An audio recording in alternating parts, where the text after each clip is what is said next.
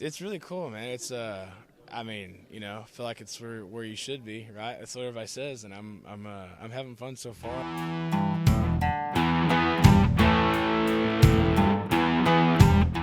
For me, live music makes the world go round, man.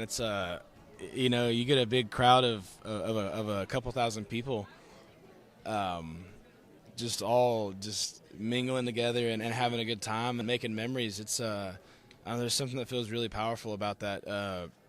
Just being part of the memory, like just know that there's somebody out there that's gonna remember.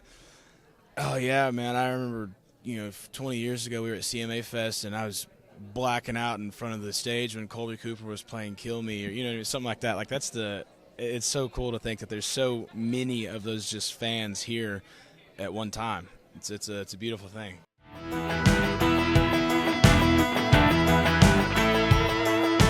Yeah, absolutely. So my dad, I mean, he was the hardest worker I ever knew. He was, he never missed a day of work. I can genuinely not think of one time as a kid that I remember my dad staying home being sick. Other than he had like a hernia surgery one time, and that one got him a little laid up. But other than that, he'd be sick and out there just doing shit with the cows doing helping with the cows and just doing the thing, man. So seeing that work ethic was definitely very influential, and also, I mean, I get to live my dream. So it's to be able to apply that work ethic to something that I truly have a passion for and truly wanted to pursue is cool,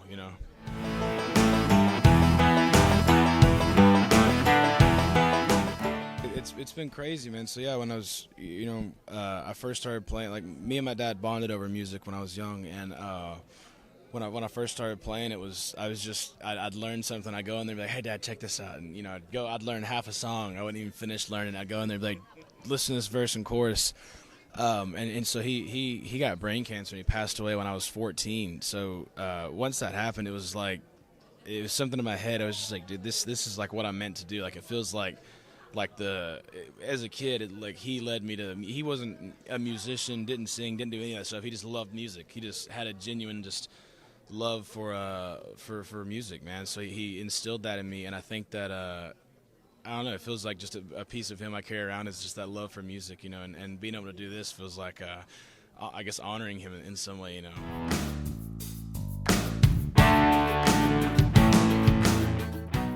Yeah. So Mama's one of my favorites. It's a song that we wrote about.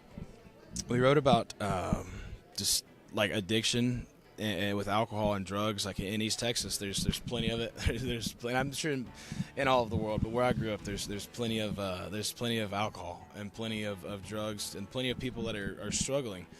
And I saw that growing up. I'd see people going through it, and it's tough to watch, but it's also you see what it takes. You see it takes your mama. It takes a significant other. It takes somebody to sit you down and straighten you out and be like, dude, you gotta fix this. You're off the rails. You're down in this deep hole. It takes somebody to pull you out.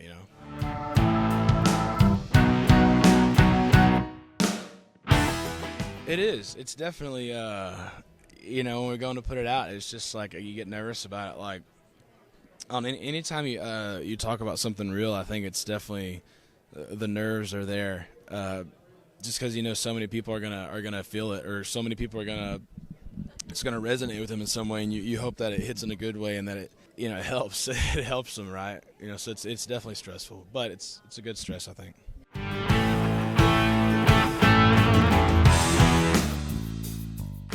Yeah, I think that over the past 10 years with streaming, it's definitely like kicked some walls and some doors down that used to kind of separate everything a little more. Now it's just there's no walls. It's just like these genres are just kind of sitting in this pool, and they're mixing, and especially in Texas, there's a lot of it. There's a lot of like you were just saying, you can go from someone that's like a hat act, like in a honky tonk, steel guitar, super, like everybody's on the floor dancing, and then the next night you could have another band from Texas come in, and it's like it's a halfway a mosh pit, you know, like it's like jumping around, throwing beer, fighting, and doing the thing. It's all just Texas music, man. To me, at least.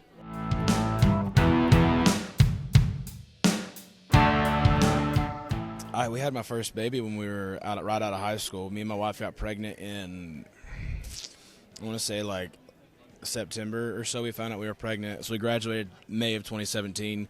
September, October-ish, we find out that we're pregnant with our first baby.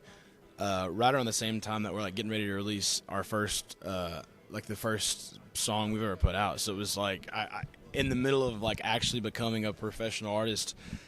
We had a baby, and it was just like, oh, dude, this isn't for me. This is for her. Like my goal is to play music and to make sure she gets to live a life that she deserves, and same as with my wife and with my other babies. So it's just like having a family.